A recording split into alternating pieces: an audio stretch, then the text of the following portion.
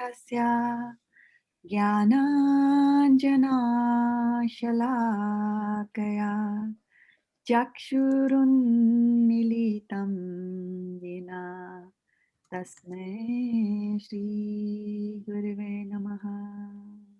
Om Namo Bhagavate Vasudevaya. Om Namo Bhagavate Vasudevaya. Om Namo Bhagavate Vasudevaya. Narayanam Namaskritya Naram Cheva Narottamam Devi Saraswati Vyasam Tato Jayam Mudiraye. Very nice. Okay, so we'll get started first by reading from chapter 17. We have more people, Shraddha Mataji, if you want to add. We have more people, and I will be happy to add. And who are those additional ones? Arundi Mataji, can you read today? Yeah, I can read. Oh, Aruni Mataji, Meera Mataji, all right. Garima Mataji. Oh, I won't read today, Mataji. Oh, You won't read today? No, I am busy Sad. with cooking right now. You're cooking? Okay. and Shruti Priya Mataji. All right. So let's check with Garima. Garima, can you read? Yes, I. You can. Oh, very good.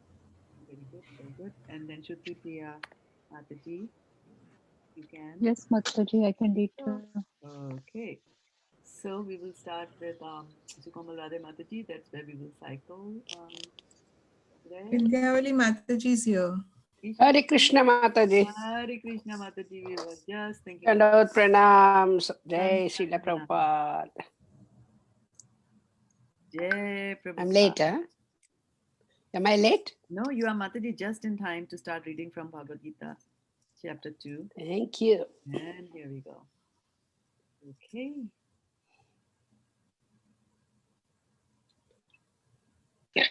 Beautiful Jagannath ji. And Jai Jagannath. I'm sharing the wrong screen, right?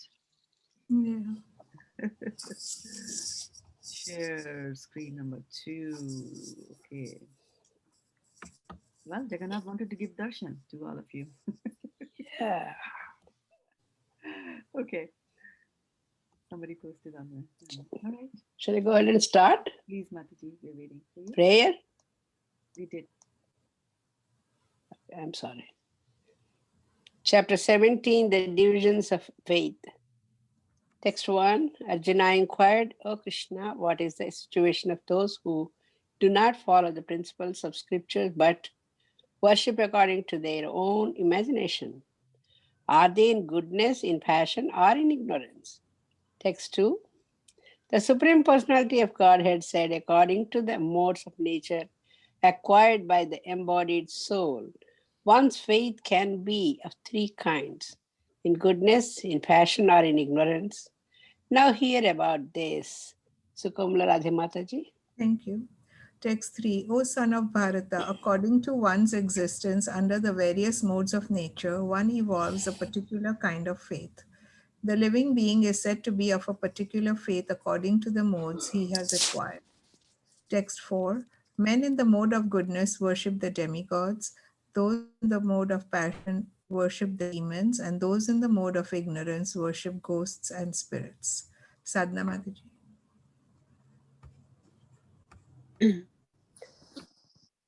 Those who undergo severe austerities and penances not recommended in the scriptures, performing them out of pride and egoism, who are impelled by lust and attachment, who are foolish, and who torture the material elements of the body, as well as the super soul dwelling within, are known to be demons. Text 7. Even the food each person prefers is of 3 kinds, according to the 3 modes of material nature. The same is true of sacrifices, austerities, and charity. Now hear of the distinctions between them. Prashana Mataji. Hare Krishna Mataji. Thank you so much, Mataji. Text 8. Foods adhere to those in the mode of goodness, increase the duration of life during one's existence, and give strength, health, happiness, and satisfaction. Such foods are juicy, fatty, wholesome, and pleasing to the heart. Text 10. Food prepared more than 3 hours before being eaten Mataji, Food that you is missed, you tasteless. skipped one. You skipped one words. You have to do 9 also. Oh, nine. Sorry, Mataji. Foods that are too bitter, too sour, salty, hot, pungent, dry, and burning are dear to those in the mode of passion.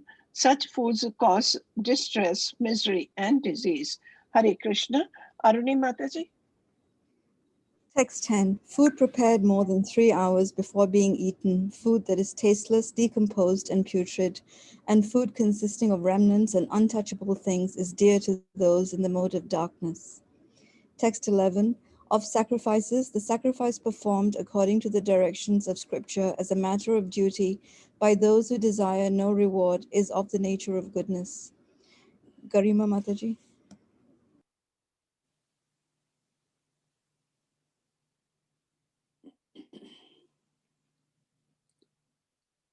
Let's skip Kanima Mataji. Go to the next one. Shruti Priya. Text 12. Sorry. Go ahead, Mataji. Karima, you're on? Yes. Okay, good. Go ahead. So I have to read 12, right? Class, tell me where are we? Yes. Text 12. Good. But the sacrifice performed for some material benefit or for the sake of pride, O chief of the Bharatas, you should know to be in the mode of passion. Text 13. Any sacrifice performed without regard for the direction of scriptures, without distribution of prashadam, without chanting of Vedic hymns and remunerations to the priest, and without faith is considered to be in the mode of ignorance. Shruti Bhima. Text 14. Austerity of the body consists in worship of the Supreme Lord, the Brahmanas, the spiritual master, and superiors like the father and mother, and in cleanliness, simplicity, celibacy, and non-violence. Text 15. Austerity of speech consists in speaking words that are truthful, pleasing, beneficial, and not agitating to others, and also in regularly chanting Vedic literature. Vindhyavali Mataji. Text 16. And satisfaction, simplicity, gravity, self-control, and purification of one's existence are the austerities of the mind. Text 17.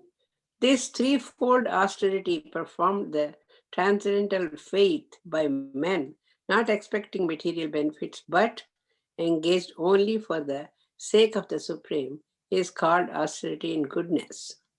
Sukamala Mataji.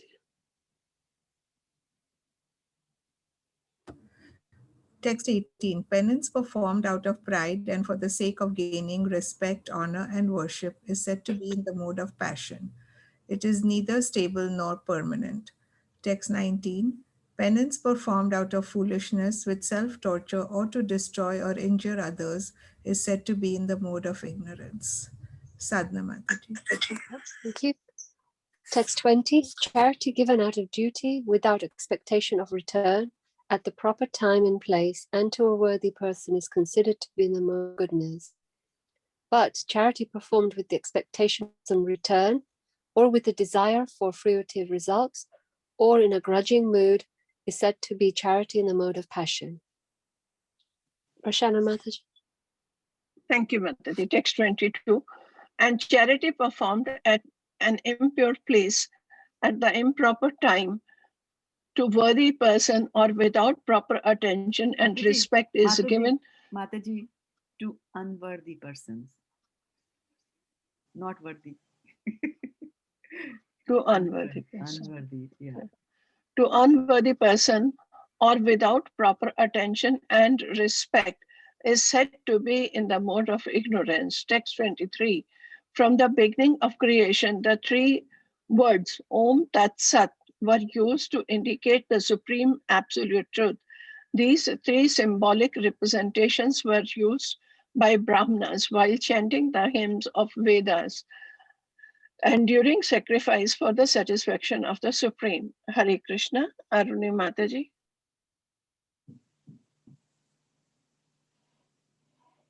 Sorry, I had my mic off. Text 24. Therefore, transcendentalists undertaking performances of sacrifice, charity, and penance in accordance with scriptural regulations begin always with Om to attain the Supreme. Text 25.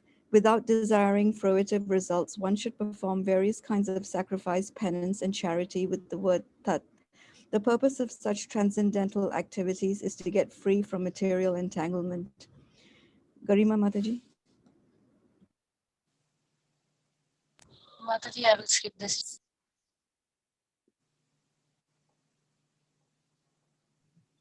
Text 26, 27.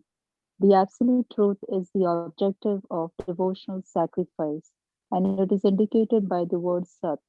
The performer of such sacrifice is also called Sat, as are all works of sacrifice, penance, and charity, which, true to the absolute nature, are performed to please the Supreme Person, O son of Pritha. Text 28. Anything done as sacrifice, charity, or penance without faith in the Supreme, O son of Pritha, is impermanent.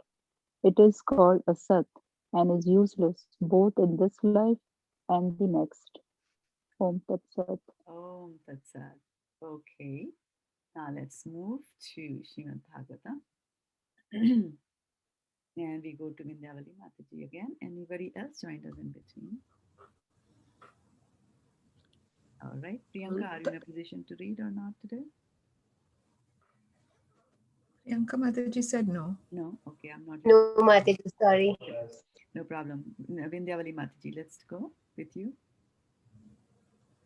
Antastha sarva bhutanam atma yogeshwaro harihi swamaya swamayava varnad swamayava Swamayaya vrinodgarbham. Samayaya vrinod Garbham. Mm, Swamayaya vrinod garbham vairatya kurutantave. Virat. Vairatya kurutantave. Virat, King Virat. Swamayaya vrinod. Vrinod, not Varnod. Vrinod. Swamayaya vrinod garbham. The Vrinod Garbham, yeah. Swamayaya Vrinod Garbham. Vairatya Kurutantave. Vairatya kurutantave. There you go. All right. Antastaha, being within, Sarva, all, Bhutanam, of the living beings, Atma, soul, Yoga Ishwaraha, the Lord of all mysticism, Hari, the Supreme Lord, Swamayaya, by the personal energy, Avnot, covered, Garbham, embryo, Vairatya, of Uttara, Kuru Tantave, for the progeny of Maharaj Kuru. Thank you. Translation. The Lord of Supreme Mysticism, Sri Krishna, resides within everyone's heart as the Paramatma.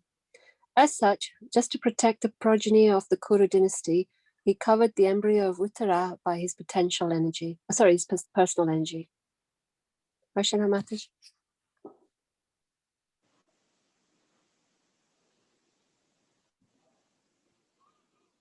Hare Krishna. Thank you, Mataji.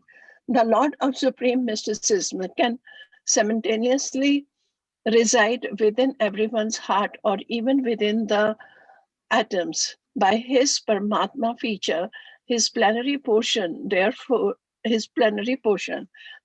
from within the body of Uttara, he covered the embryo to save Maharaj Parikshit and protect the progeny of Maharaj Kuru, of whom King Pandu was also a descendant. Both the sons of Dhritarashtra and those of Pandu belonged to the same dynasty of Maharaj Kuru. Therefore, both of them were generally known as Kurus. But Kurus. But when there were difference between the two families, the sons of Dhritarashtra were known as Kurus, whereas the sons of Pandu were known as Pandavas.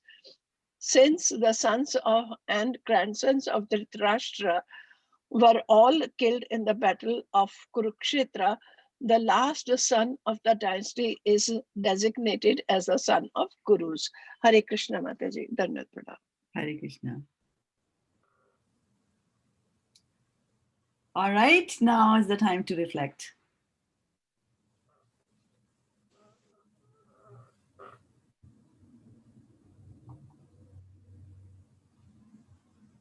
Anything that stuck out? Anything that you liked?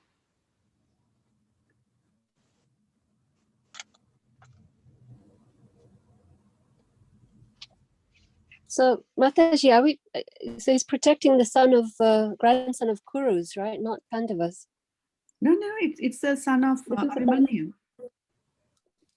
Abhimanyu. So, and I forgot what Kuru. Abhimanyu is a Kuru or a Pandava? He's Arjuna's son. Abhimanyu is Arjuna's son. Oh, okay. Okay, thank you. Sorry. Yeah, so Arjuna was married to, also married to Krishna's sister Subhadra. And Abhimanyu is the son of Arjuna and Subhadra. But he was fighting for the Kuru side, right? No. Arjuna was fighting for the Pandavas only. And Pandavas. No. Abhimanyu was. Abhimanyu was fighting for the Pandavas only. Oh. Yeah. But he might. It says that they were all descended from the Kurus, and then they got they were known, the sons of Pandu were known as Pandavas, and the sons of the other ones were called the Kauravas, the Kurus. Kurus, okay. But they're all descendants of the Kurus. Okay. Yeah, all belong to the Kuru dynasty. Yes. I see. Okay. So I guess that's where, but the name goes to Kurus to the other side and Pandavas to one side. Okay, all right. And actually, it's a very interesting topic that you bring up, and I'm going to bring a verse really quickly from our Bhagavatam, from our Bhagavad Gita. And this is very, very interesting verse. And can you guess what verse is it from Bhagavad Gita? 20 points for guessing it right. You mean give us a clue? And the Pandavas? It's got something to do with Pandavas being called Pandavas. All right. Okay, let's have a look at that. 1.1. Dharmakshetre Kurukshetre. Okay, let's read this. Yeah. Let's read this. Whose turn is it to read now? It's my turn. All right, Dhirani Mataji, give us the first verse of Bhagavad Gita. Dhritarashtra uvacha dharmakshetru kurukshetru samaveta yuyutsavaha mamakaha pandavaschaiva kim akurvata sanjaya. All right, and let's take the synonyms.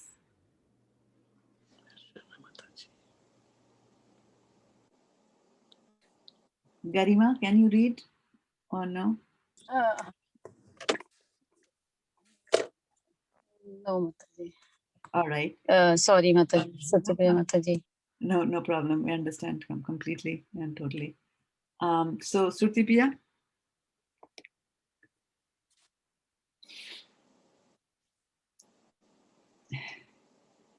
Sorry, Mataji. Yeah, what happened? Yes. I could see her. No, I clicked on edit and I couldn't go back to unmute. So synonyms. Dhritarashtra Vacha. King Dhritarashtra said, Dharma Kshetre, in the place of pilgrimage, Kurukshetre, in the place named Kurukshetra, Samavetaha, assembled, Yuyutsavaha, desiring to fight, Mamaka, by party sons, Pandava, the son of Pandu, Cha, and Eva, certainly, Kim, what? Akurvata, did they do? Sanjaya, O Sanjaya.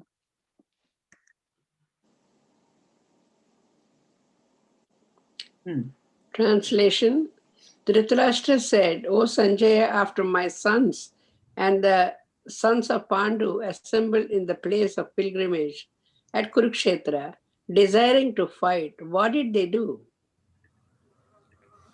Govala Mataji. Purport: Bhagavad Gita is the widely read theistic science summarized in the Gita Mahatmya, glorification of the Gita. There it says that one should read Bhagavad Gita very scrutinizingly with the help of a person who is a devotee of Sri Krishna and try to understand it without personally motivated interpretations. The example of clear understanding is there in the Bhagavad Gita itself, in the way the teaching is understood by Arjuna, who heard the Gita directly from the Lord. If someone is fortunate enough to understand the Bhagavad Gita in that line of disciplic succession, without motivated interpretation, then he surpasses all studies of Vedic wisdom and all scriptures of the world. One will find in the Bhagavad Gita all that is contained in other scriptures, but the reader will also find things which are not found to be found elsewhere. That is the specific standard of the Gita. It is the perfect theistic science because it is directly spoken by the Supreme Personality of Godhead, Lord Shri Krishna. Sadhna Mata. Thank you. Yeah. The topics discussed by Dhritarashtra and Sanjaya, as described in the Mahabharata, form the basic principle for the great philosophy. It is understood that this philosophy evolved on the battlefield of Kurukshetra, which is a sacred place of pilgrimage from the immemorial time of the Vedic age. It was spoken by the Lord when he was present personally on the planet for the guidance of mankind. Prashana Mataji. Hare Krishna. The word Dharm Kshetra, a place where religious rituals are performed, is significant because on the battlefield of Kurukshetra, the Supreme Personality of Godhead was present on the side of Arjuna. Dhritarashtra, the father of the Kurus, was highly doubtful about the possibility of the son's ultimate victory. In his doubt, he inquired from the secretary Sanjaya, what did they do? He was confident that both his sons and the sons of younger brother Pandu were assembled in that field of Kurukshetra for the determined engagement of the war. Still, his inquiry is significant. He did not want a compromise between the cousins and the brothers, and he wanted to be sure of the fate of his sons on the battlefield. Because the battle was arranged to fight at Kurukshetra, which is mentioned elsewhere in the Vedas as a place of worship, even for the denizens of heaven, Dhritarashtra became very fearful about the influence of the holy place on the outcome of the battle. He knew very well that this would influence Arjuna and his sons. Influence Arjuna and his sons and the sons of Pandu favorably, because by nature they were all virtuous. Sanjay was a student of Vyas, and therefore, by the mercy of Vyas, Sanjay was able to envision the battle of Kurukshetra even while he was in the room of Dhritarashtra. And so Dhritarashtra asked him about the situation on the battlefield. Hare Krishna, Aruni Mataji. Thank you. Both the Pandavas and the sons of Dhritarashtra belong to the same family, but Dhritarashtra's mind is disclosed herein. He deliberately claimed only his sons as Kurus, and he separated the sons of Pandu from the family heritage. One can thus understand the specific position of Dhritarashtra in his relationship with his nephews, the sons of Pandu. As in the paddy field, the unnecessary plants are taken out. So it is expected from the very beginning of these topics that in the religious field of Kurukshetra, where the father of religion, Sri Krishna, was present, the unwanted plants like Dhritarashtra's son Duryodhana and others would be wiped out, and the thoroughly religious persons headed by Yudhishthira would be established by the Lord. This is the significance of the words Dharmakshetre and Kurukshetre apart from their historical and Vedic importance. So that's for That explains it. Prabhupada. Mhm. Yeah, that explains it well. Yeah. Yeah. Thank you. And this is this is one word over here is so important, and that is let me just take it on to the top and start sharing here with you. Dharam Kshetre Kurukshetre Samveta Yuyutsavaha Mamakaha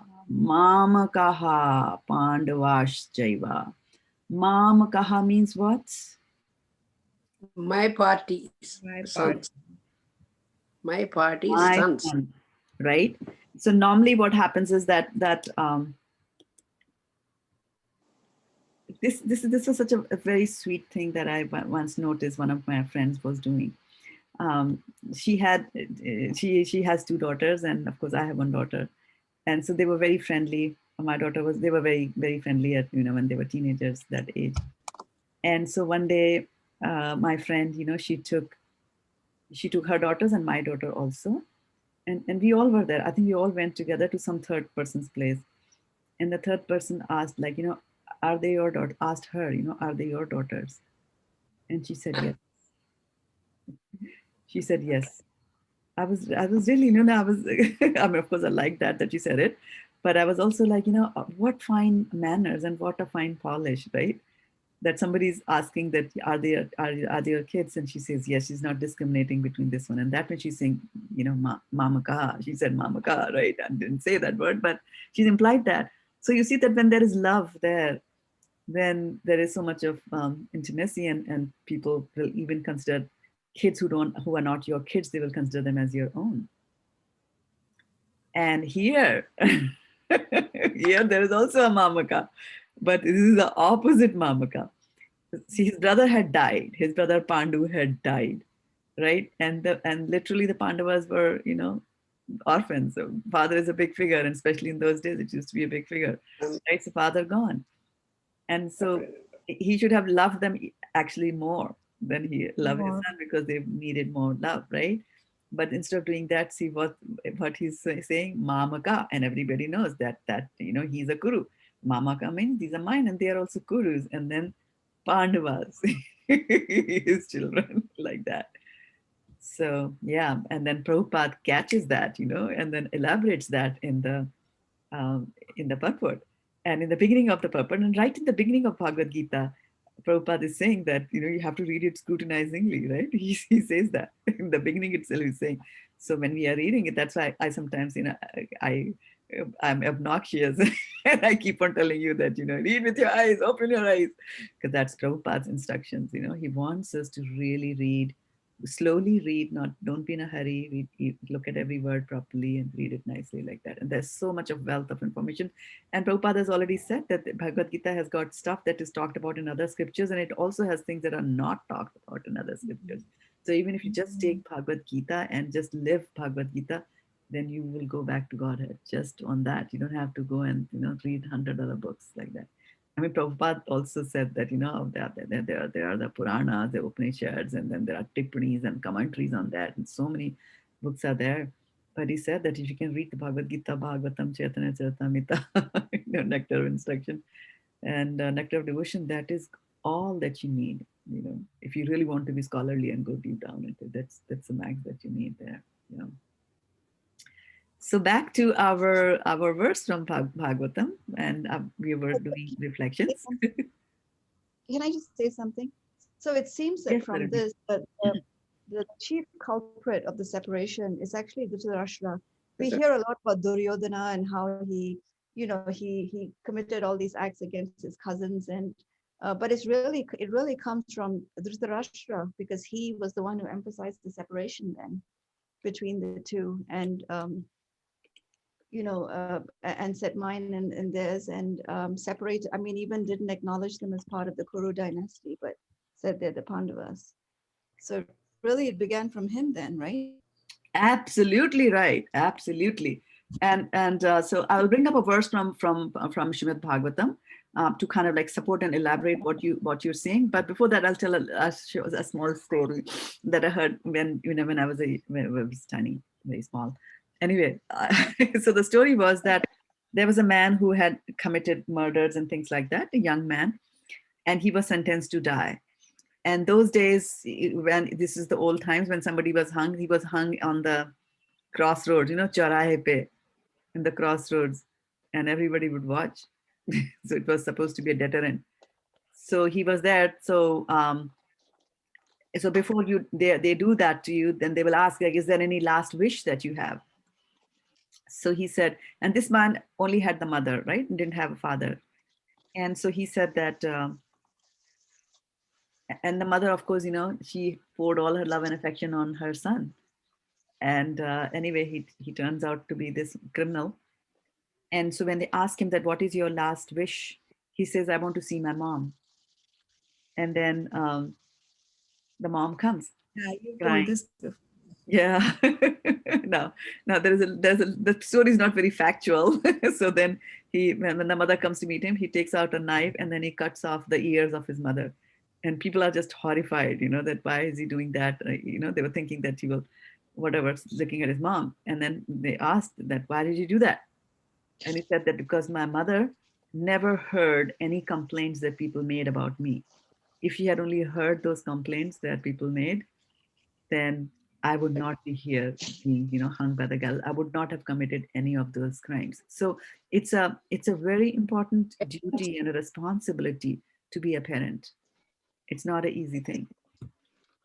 So in the 5th canto of Bhagavatam, remember the other day I was telling you that there was, I told you about Rishabh Dev. Do anybody remember what we told about Rishabh Dev?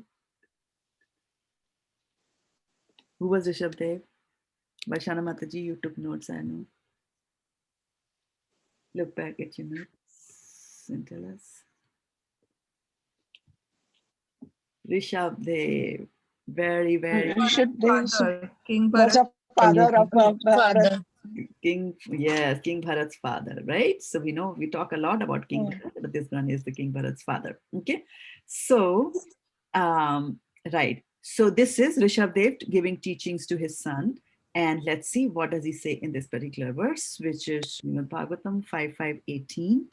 And am I sharing it with you or no? Not yet. No.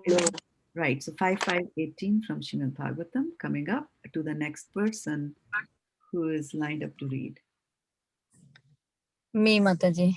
Yeah, but you were not speaking all this while, huh? To come in this beautiful verse, huh? Okay, let's go.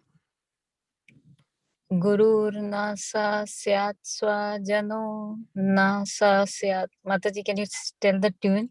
Guru nasa syat swajano nasa swat pita nasa syat janani nasa syat. Again, beginning from the beginning again. Gurur sa syat swajano sa syat pita sa syat janani sa syat devam na tatsyan na patischa sasyan namo chayedya samupita mrityum. All right, let's see the translation. Shruti Priya Mataji.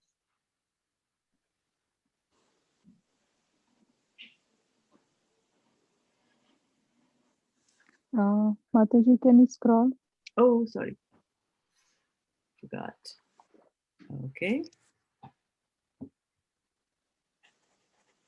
One who cannot, translation, one who cannot deliver his dependents from the path of repeated birth and death should never become a spiritual master, a father, a husband, a mother, or a worshipable demigod.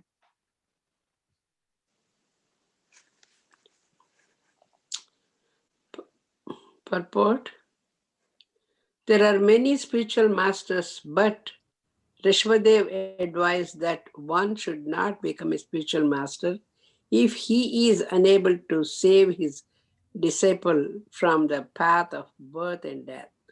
Unless one is a pure devotee of Krishna, he cannot save himself from the path of repeated birth and death. Tyaktva deham punarjanma naiti mam iti so, Arjuna. One can stop birth and death only by returning home back to Godhead. However, who can go back to Godhead unless he understands the Supreme Lord in truth. Janma karma che me divyam evam yo veti tattvataha. Sukamala Mataji. Yeah. We have many instances in history illustrating Rishabh Dev's instructions. Shukracharya was rejected by Bali Maharaj due to his inability to save Bali Maharaj from the path of repeated birth and death. Shukracharya was not a pure devotee, he was more or less inclined to fruitive activity, and he objected when Bali Maharaj promised to give everything to Lord Vishnu. Actually, one is supposed to give everything to the Lord because everything belongs to the Lord. Consequently, the Supreme Lord advises in Bhagavad Gita 9:27, Yat karosi yad asnasi yad juhosi dadasi yat tapasyasi kaunteya tat kurusva mad arpanam. Sadhana. Thank you. O son of Kunti, all that you do, all that you eat, all that you offer and give away, as well as all austerities that you perform, should be done as an offering unto me. This is bhakti. Unless one is devoted, he cannot give everything to the Supreme Lord. Unless one can do so, he cannot become a spiritual master, husband, father, or mother. Similarly, the wives of the Brahmanas who were performing sacrifices gave up their relatives just to satisfy Krishna. This is an example of a wife rejecting a husband who cannot deliver her from the impending dangers of birth and death. Similarly, Prahlada Maharaj rejected his father, and Bharat Maharaj rejected his mother, Janani na se syat. The word Daivam indicates a demigod or one who accepts worship from a dependent. Ordinarily, the spiritual master, husband, father, mother, or superior relative accepts worship from an inferior relative. But here, Rashadeva forbids this.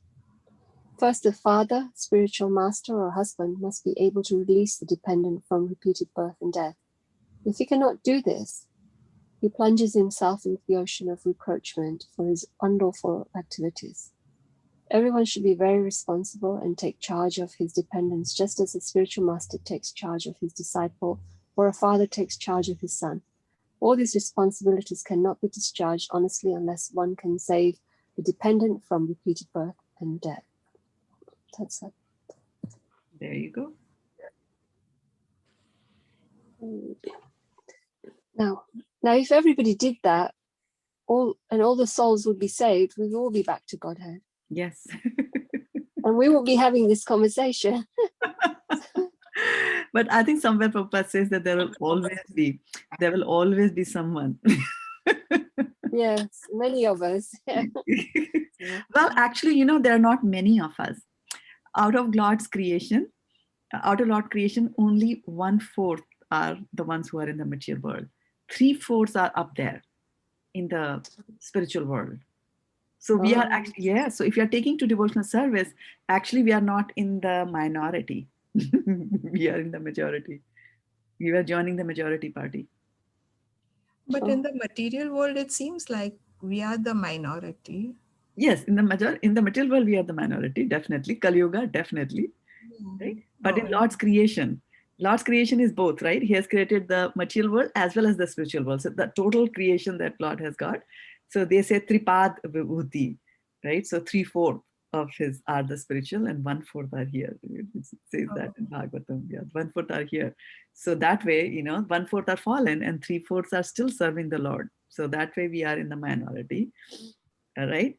And then, but when we take to devotional service, we are actually supporting the majority party, not the minority party. If you take the total creation. But yes, if you just take the material, then we are a tiny, tiny minority. Yeah.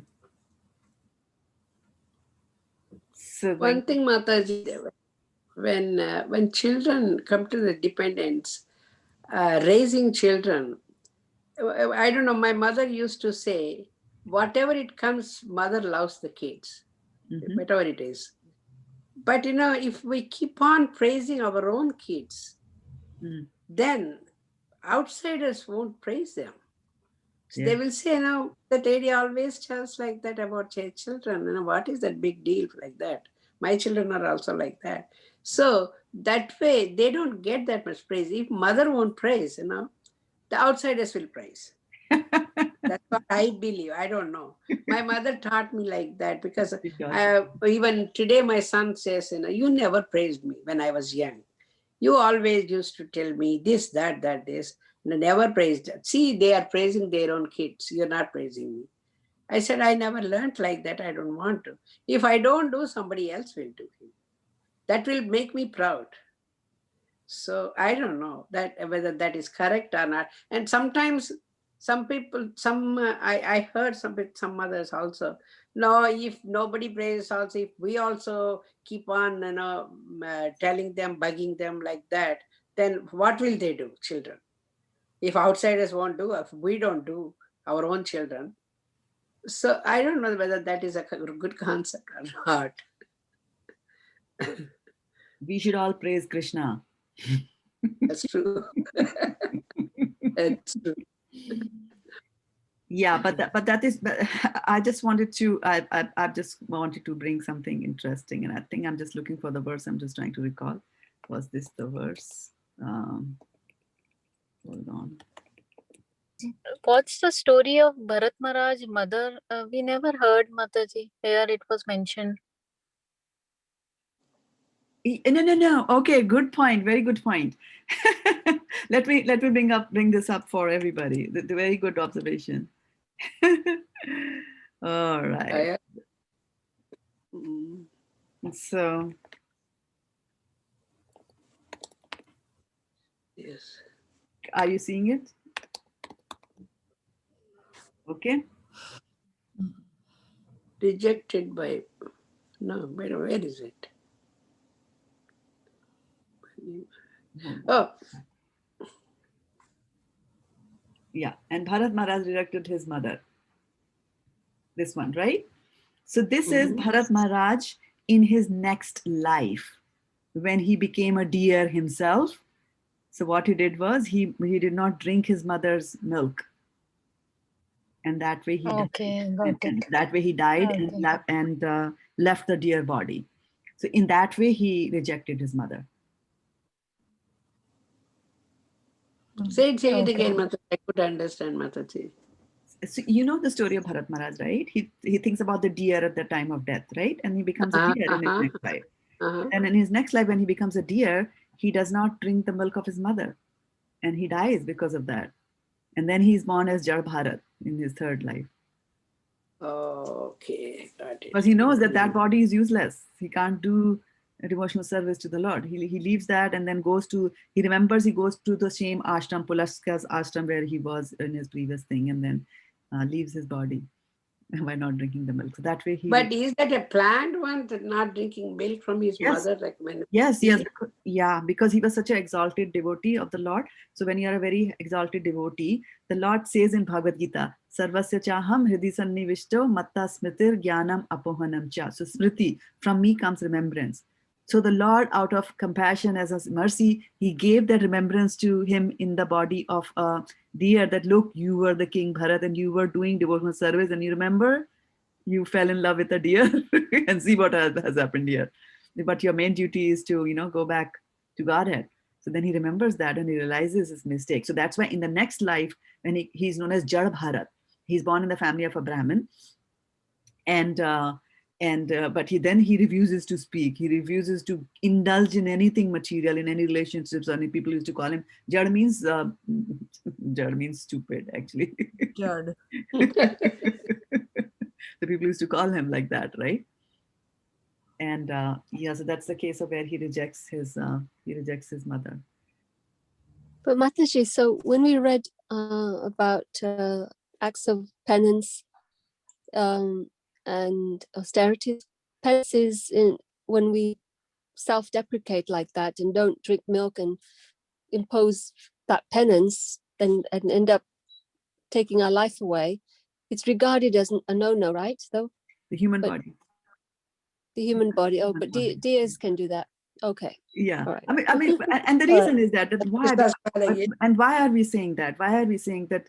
Why is it like this? See, you go and Because kill the a deer. soul suffers. Yeah. And yeah, it's supposed to suffer. No.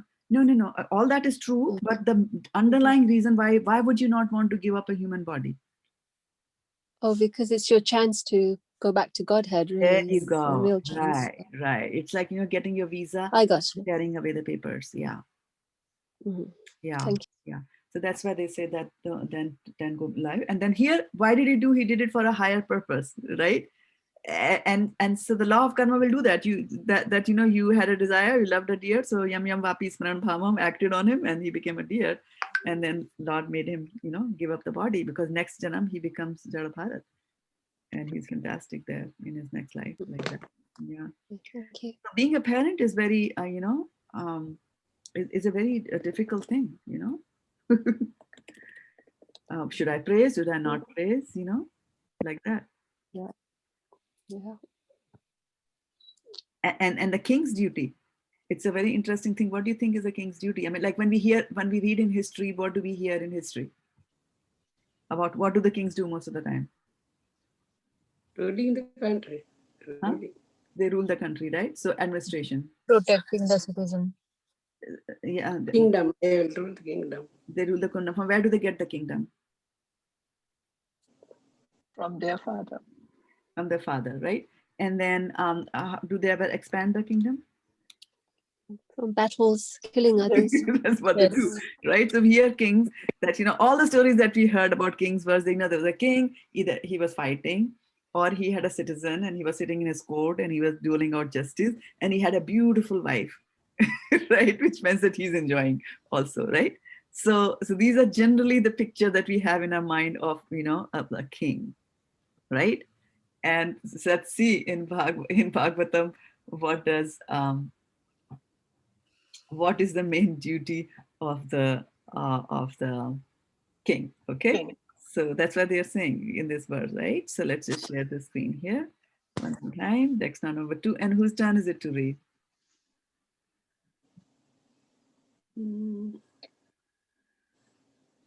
Aruni Mataji. It's Varshana Mata. Yeah. Varshana Mata. Yes, Mataji. I will read, Mataji. Go ahead. Mataji. Shreya praja palanam eva rajano ragyo. Yeah. Mataji, just give me the Shreya Sanskrit script prajapalanam also. varagyo. Shreya prajapalanam varagyo. Yasvam prayetsu pitasastamantam. Yat samprena sukratat sastham amsham. Mataji, can you bring the Sanskrit Hityani yatha hrita punyaha prajanam rakshita karharo dadmati. Karharo gham atti. Ghamati. Atti. The double T. Yes. Double T. Ghamati. Double T is there. Yeah. All right. Let's see now. Are we not reading the translation? We are reading the translation. This is the translation. Yeah, it's a big one. I mean the meanings. Yeah, that's fine. Yeah. I'm just giving the essence. Should I start? Yeah, please. Yeah. To give protection to the general mass of people who are citizens of the state is the prescribed occupational duty for a king. By acting in that way, the king in his next life shares 1/6 of the result of the pious activities of the citizens. But a king or executive head of state who simply collects taxes from the citizens but does not give them proper protection as human beings has the results of his own pious activities taken away by the citizens, and in exchange exchange for his not giving protection, he becomes liable to punishment for the impious activities of his. Shruti Priya Mataji. Mataji, I believe Garima. But the question may be raised here that if everyone engaged in spiritual activities to attain salvation and became indifferent to the Mataji, can you scroll?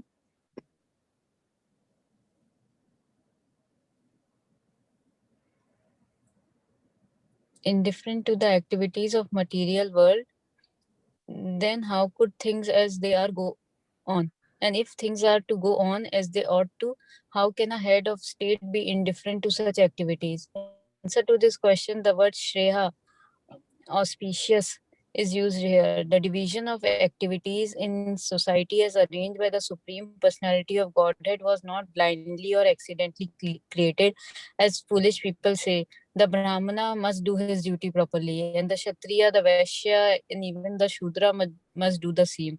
And every one of them can achieve the highest perfection of life, liberation from this material bondage. This is confirmed in Bhagavad Gita 18.45. Swe swe karmani abhirata samsidam labhate naraha. By executing one's prescribed duty, one can attain the highest perfection. Shruti Priya Mataji? Lord Vishnu advised Maharaja Prithu that a king is not enjoined to give up his kingdom and the responsibility of protecting the praja or citizens, to instead go away to the Himalayas for liberation. He can attain liberation while executing his royal duties. The royal duty or the duty of the head of state is to see that the prajas or the general mass of people are doing their respective duties for spiritual salvation. A secular state does not necessitate a king or head of state who is indifferent to the activities of the prajas.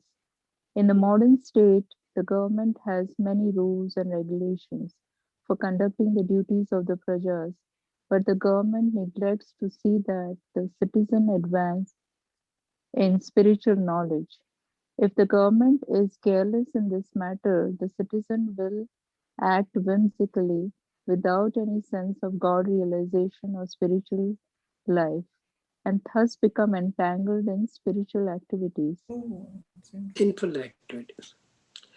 In An, their an executive head should not be callous to the welfare of the general mass of people while he simply goes on collecting taxes.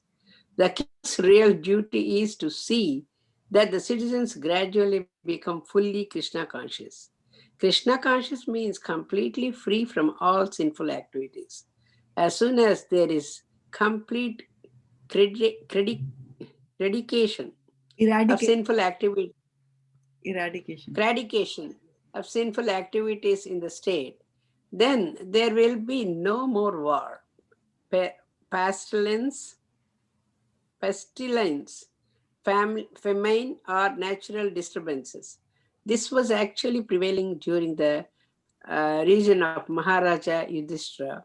If a king or head of the government is able to induce the citizens to become Krishna conscious, then he is worthy to rule over the mass of people. Otherwise, he has no right to levy taxes. If the king looks after the spiritual interests of the citizens, he can levy taxes without difficulties. In this way, both the subjects and the king will be happy during this life and in the next life. The king, otherwise, by levying taxes on the sinful citizens, he will have to share the reactions of their sinful activities. This same principle can be applied to parents and spiritual masters as well. If parents simply give birth to children like cats and dogs but cannot save their children from imminent death, they become responsible for the activities of their animalistic children. Lately, such children are turning into hippies. Similarly, if a spiritual master cannot direct his disciples to become free of sinful activities, he becomes responsible for their sinful acts. These subtle laws of nature are unknown to the present leaders of society. Since the leaders of society have a poor fund of knowledge, and the citizens in general are rogues and thieves, there cannot be an auspicious situation for human society. At the present time, the whole world is full of such an incompatible combination of state and citizens, and therefore there is constant tension, war, and anxiety as an inevitable result of such social conditions. I rest my case. What more to say after that, right? Yeah. That's true.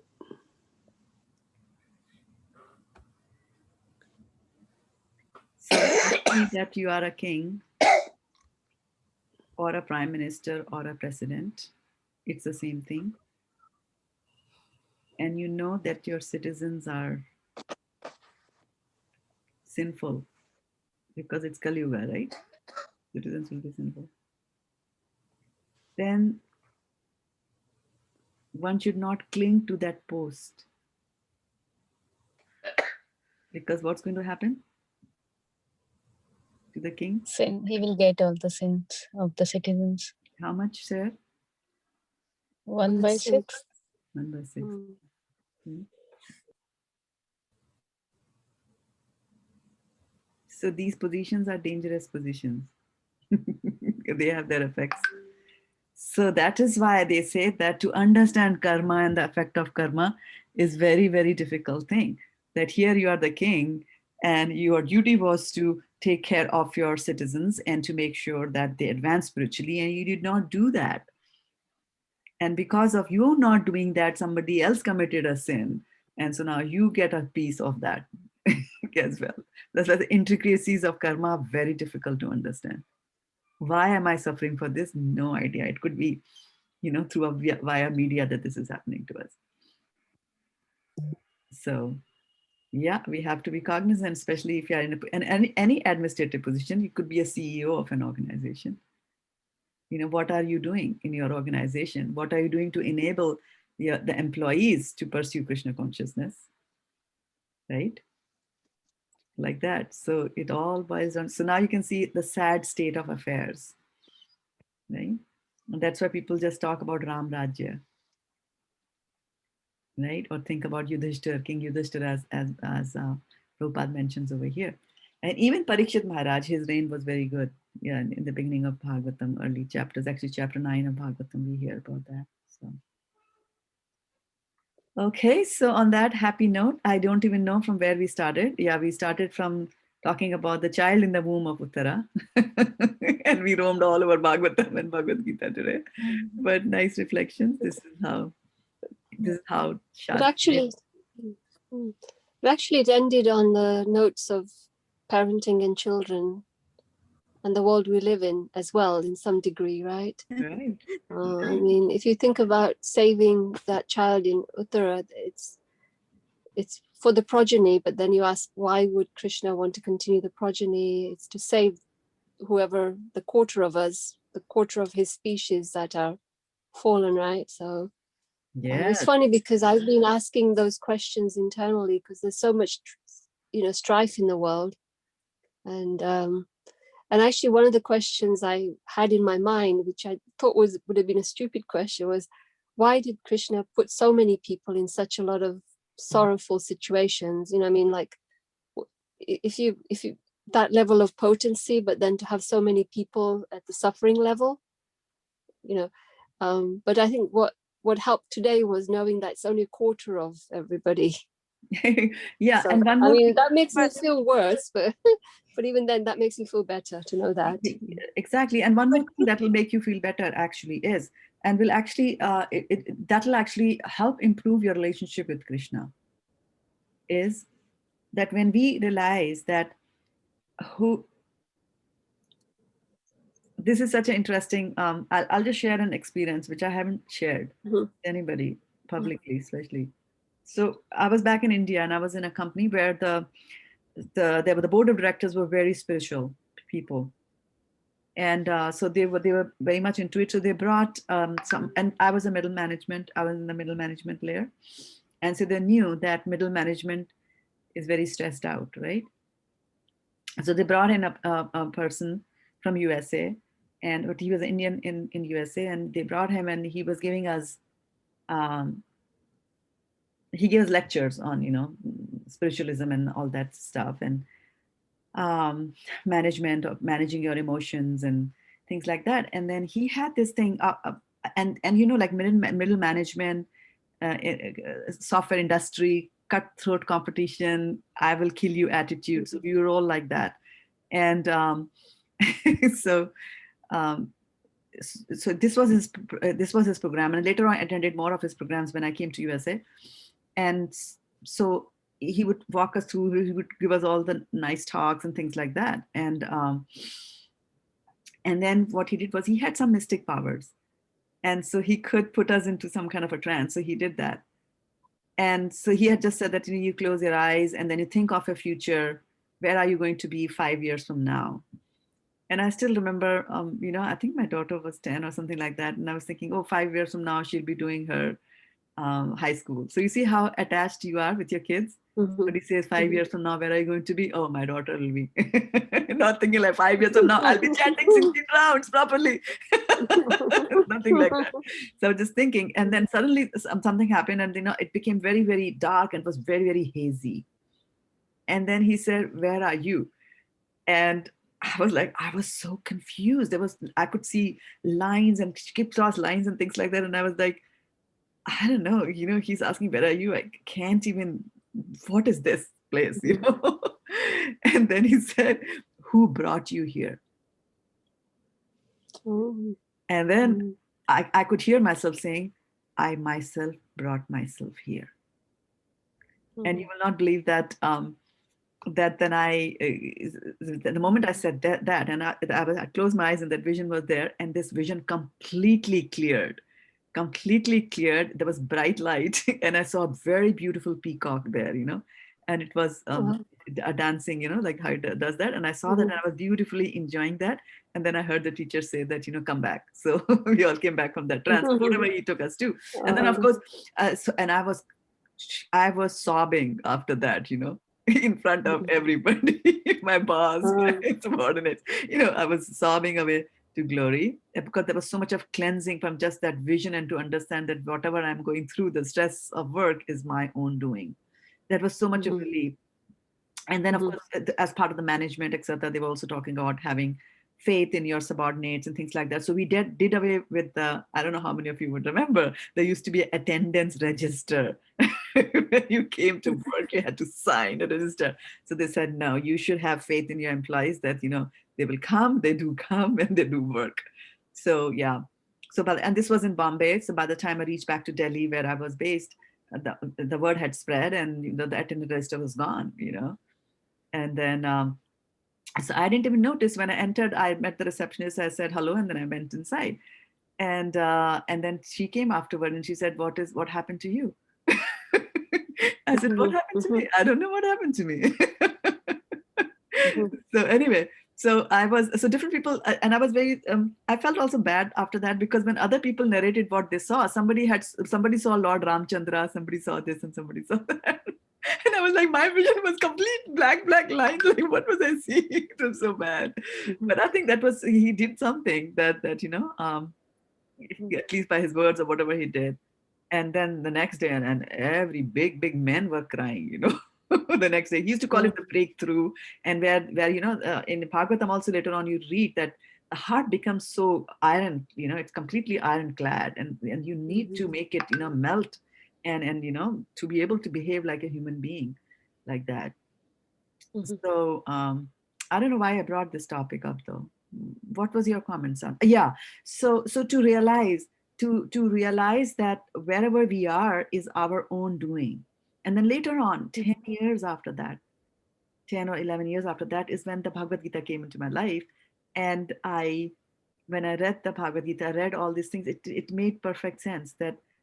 And when Prabhupada said that, whatever happens in our life, good or bad, both, is because of our karma, because of our desires that we had. So then, I stopped blaming other people, because up until that time, Mhm. everybody, my husband, my parents, my boss, they were the ones responsible for my being unhappy. They were the ones torturing me. They were the ones. And I didn't realize that by that attitude, I was torturing them. Mhm. Because then you have that attitude, like, you're like that, and every day, like, if only he didn't do that, if only he didn't do that, if only she didn't do that, if only she didn't say that, and things like that.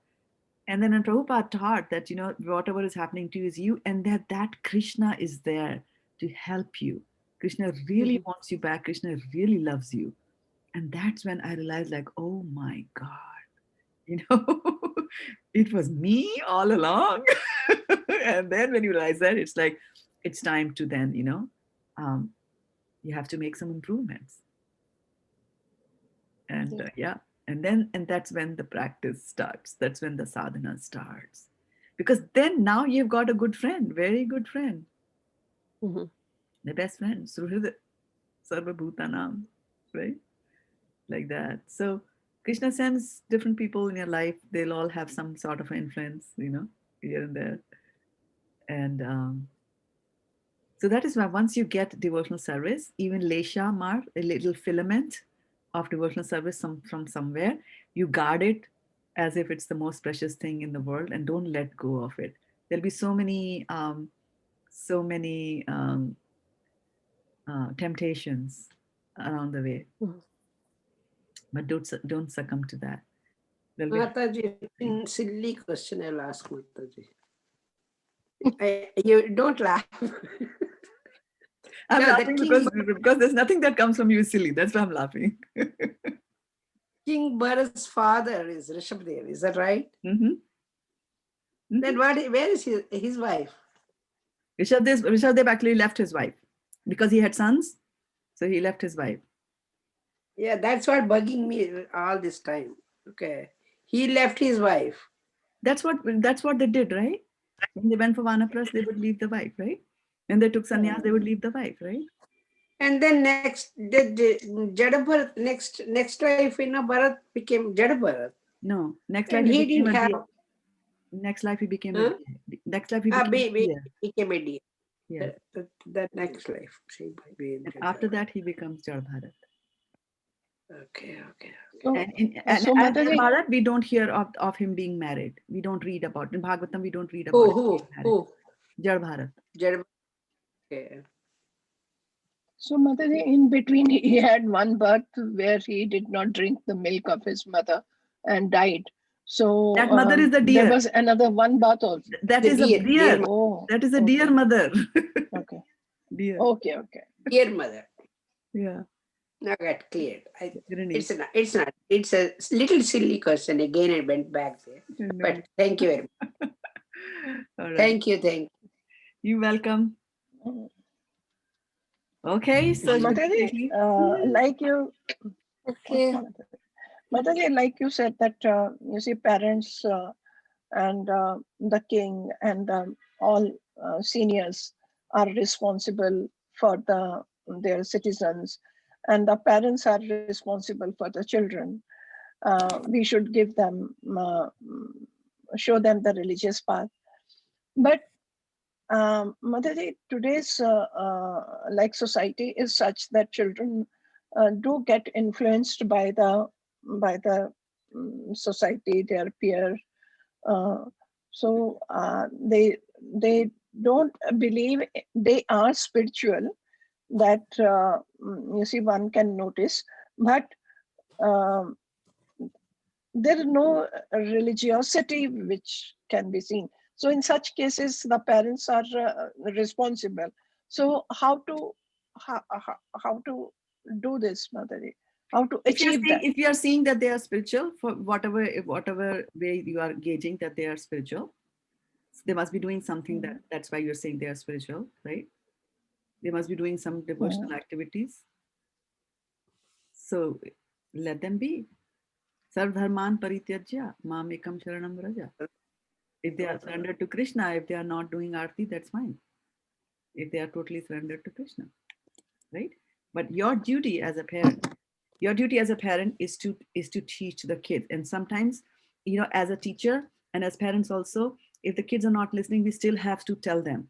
And now the question is that how do we tell them, right? For example, if Yeah. you're saying eating onion is bad for your health, right, or for your psyche, and because it is rajasic, tamasic, bordering on that kind of a food, and the child says, no, I want to eat onions and this and that, and they will give you scientific evidence why onion should be eaten, right? So you can have an argument with them daily on, you can come up with your shastric evidence and they can come with their shastric, right? So that is one way of teaching them. Other way of teaching them is that you teach by your own example. And then, long after we are gone from this earth and planet, they will think, one day they will definitely think, trust me, Yeah, that this is what my mom was, and she never ate onion and garlic her whole life. It will come, trust me. It might not come in this life, will come in next life.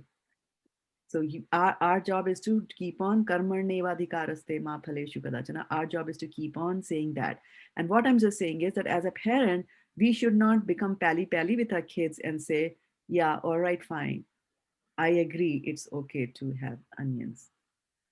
As a parent, you can say, let's agree to disagree, and keep all kinds of arguments and fights out of the way, like that, right? But you have not agreed. You have not agreed to them. You're just saying that you have another opinion, I have another opinion. If you are saying that mom, don't pressurize me, I'm an individual, I'm an adult, and I can make my own decisions. Well, excuse me, I'm also an adult. Right? My dear daughter or my dear son, I am also an adult. Let me make my decision. You stick with your decision. We agree to disagree. Yeah. But let's live like human beings. Yes. Right? These days, kids, whatever we say, they'll say why, where, when. That's all. That's what. Why. And We that have is to why you give. should have, that's why I'm saying that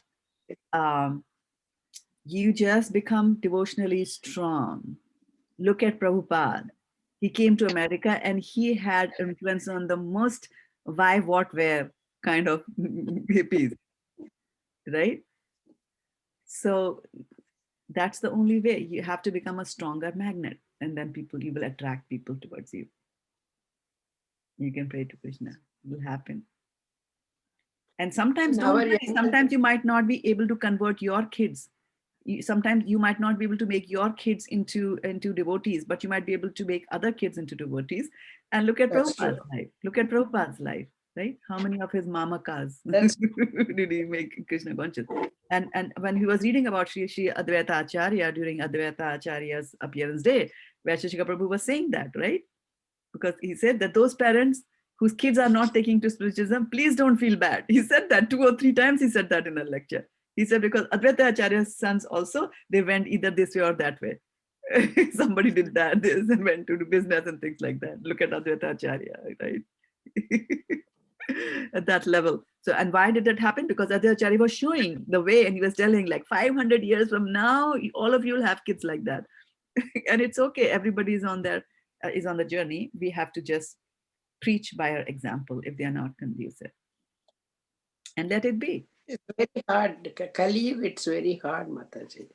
And everybody has to, every mother, if teaches like that, then society will become like that.